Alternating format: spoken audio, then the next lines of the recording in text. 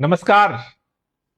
मुझे उम्मीद है माननीय प्रधानमंत्री जी के कहने के बाद आपने भी अपने घरों से गाड़ियां निकालना बंद कर दिया होगा, या कम से कम सोच तो रहे होंगे कि आज अपनी गाड़ी लेकर के बाहर निकले या ना निकले, क्योंकि देश में पेट्रोल और डीजल का संकट आ गया है।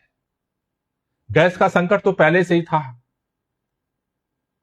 लोगों को गैस सिलेंडर नहीं मिल रहे थे, होटलों में तो बंद ही कर दिया गया था।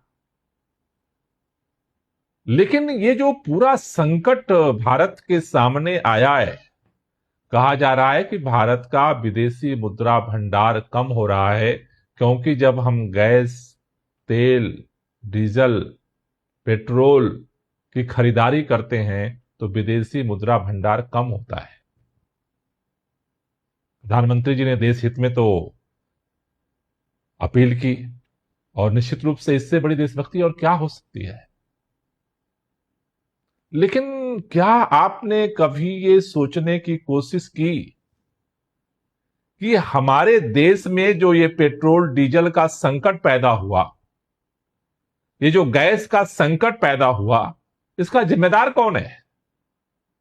आपके मन में आ रहा होगा अमेरिका है इसका जिम्मेदार, आपके मन में आ रहा होगा इजराइल है इसका जिम्मेदार, आपके मन में आ रहा होगा ईरान है इसका जिम्मेदार। क्योंकि अगर इजराइल, ईरान और अमेरिका का युद्ध नहीं छिड़ता तो ये पेट्रोल डीजल का संकट नहीं पैदा होता। लेकिन थोड़ा मैं आपके पीछे लेकर जाना चाहता हूं।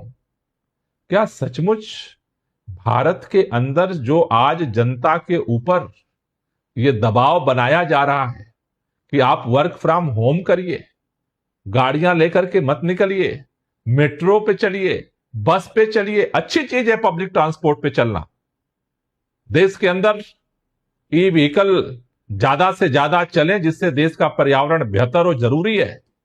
लेकिन जिस संकट की दुहाई दे करके जनता के ऊपर दबाव बनाया जा रहा है, इस संकट का जिम्मेदार कौन है? थोड़ा सा अपने आप को पीछे ले जाइए। 2 फरवरी 2026 का दिन याद करिए एक बार। अचानक अमेरिका के राष्ट्रपति ऐलान करते हैं कि भारत अब रूस से तेल नहीं खरीदेगा। क्यों? क्योंकि रूस से भारत को सस्ते दाम पर तेल मिल रहा था। अमेरिका के राष्ट्रपति ने ऑर्डर दिया, भारत अमेरिका समझौता के नाम पर प्रतिबंध लगाया कि भारत सस्ते दाम पर रूस से तेल नहीं खरीदेगा, भारत अमेरिका से तेल खरीदेगा या अमेरिका के बताए हुए देशों से तेल खरीदेगा। आप जरा सोचिए कि अगर आज ये संकट पैदा हुआ है, इजराइल, ईरान, अमेरिका का युद्ध हो रहा है, अगर आज की तारीख में अमेरिका के दबाव में हमने उसके सामने सरेंडर करके अगर रूस के साथ जो हमारी खरीदारी थी बंद नहीं किया होता, तो आज तो हमें सस्ते दाम पर पेट्रोल डीजल मिल रहा होता। हमें आज पूरे देश को आधा ठप करने की जरूरत नहीं पड़ती। क्यों हमने बंद किया? हमने अमेरिका के सामने शरणागत किया। किसने किया? इसके लिए जिम्मेदार कौन है? इसके लिए सिर्फ और सिर्फ देश के प्रधानमंत्री जिम्मेदार है, भारतीय जनता पार्टी की केंद्र सरकार जिम्मेदार है। अगर उस समय उन्होंने सरेंडर नहीं किया होता, घुटने नहीं टेके होते अमेरिका के सामने, तो आज के संकट के समय में भारत को पेट्रोल डीजल रूस से सस्ते दाम पर मिल रहा होता और भारत तेजी के साथ आगे बढ़ रहा होता। गैस का संकट पैदा हुआ। आपको मैं बताना चाहता हूं, अप्रैल के महीने में रसिया से गैस यहां पर आ रही थी, लेकिन भारत सरकार ने लेने से मना कर दिया, इस डर से कि कहीं अमेरिका नाराज ना हो जाए।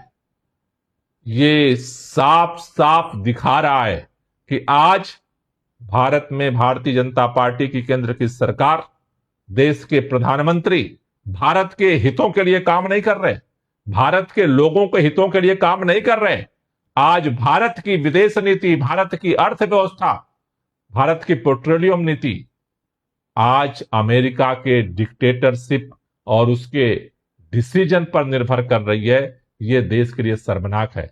मैं माननीय प्रधानमंत्री जी से कहना चाहता हूं, भारत में ये जो संकट पैदा हुआ है पेट्रोल और डीजल और गैस का, ये आपका पैदा किया हुआ है। केंद्र सरकार पुनः विचार करे और देश हित में अमेरिका के सामने सरेंडर करने की जगह अपनी स्वतंत्र नीति को विकसित करे और भारत के हित में जो नीति है उसको लेकर के आगे बढ़े। आज जो संकट है उसका समाधान हो सकता है, लेकिन इसके लिए देश की सरकार को, देश के प्रधानमंत्री को निर्णय लेना पड़ेगा देश हित में। जय हिंद।